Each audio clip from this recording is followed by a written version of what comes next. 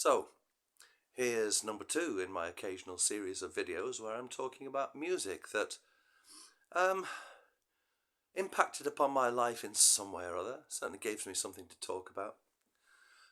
Number 1 was about my introduction to the Beatles, and of course when I loaded it to YouTube it got blocked.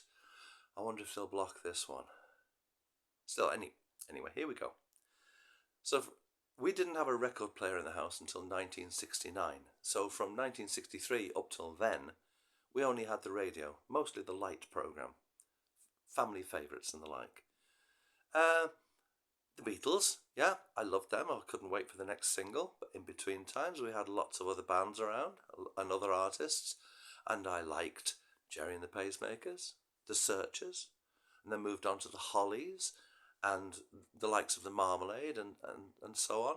And it was all good, tuneful, pop music. And my parents were perfectly happy with us listening to this stuff. It was safe. It was melodic. It was okay.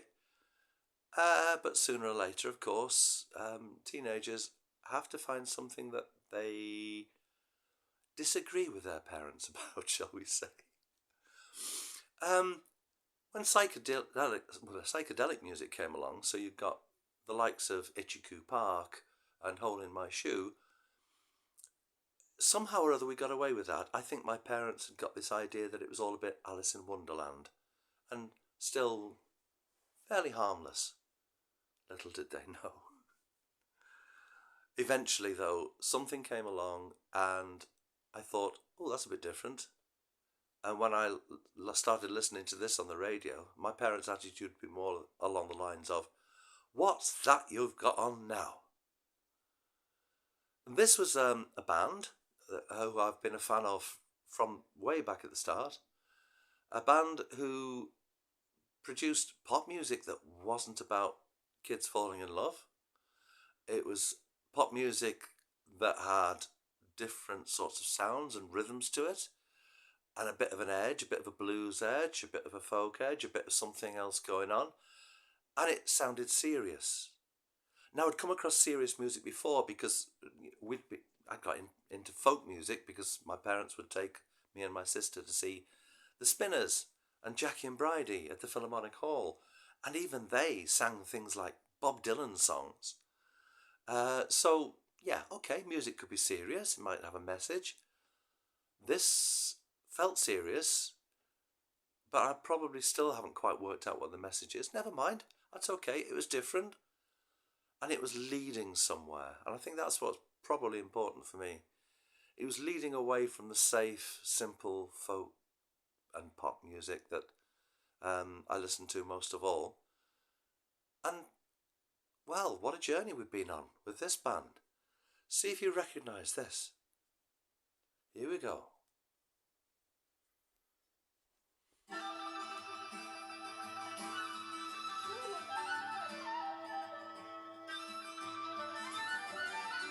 You know who that is, don't you?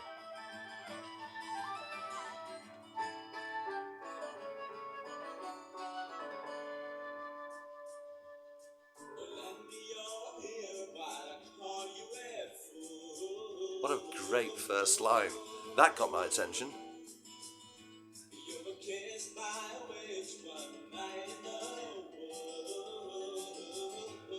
So now what's going on?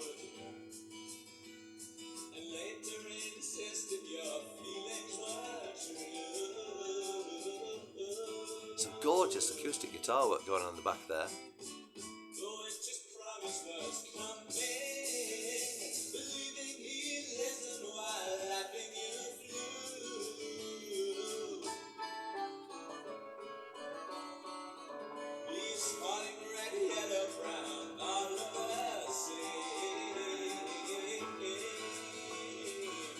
There's something about the voice as well, isn't there?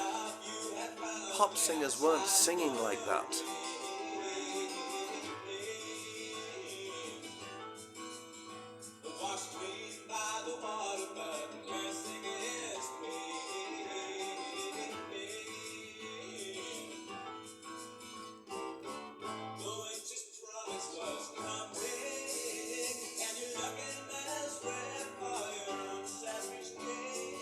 So, I think this would have been about 1969, just before we got a record player, probably.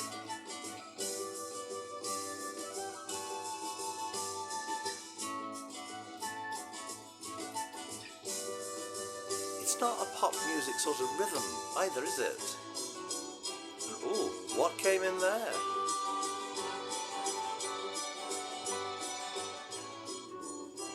I thought it was strings, but maybe it's something more like a mellotron. I'm not sure.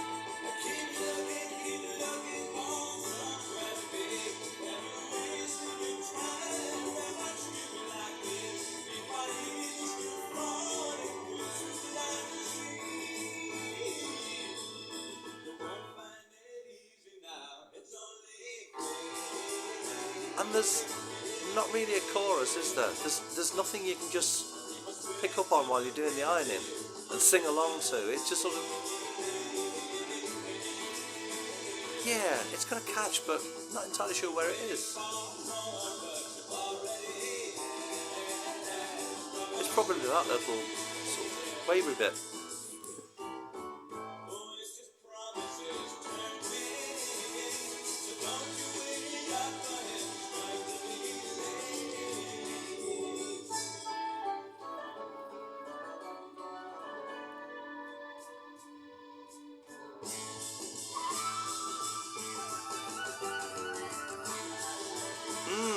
Yeah, so,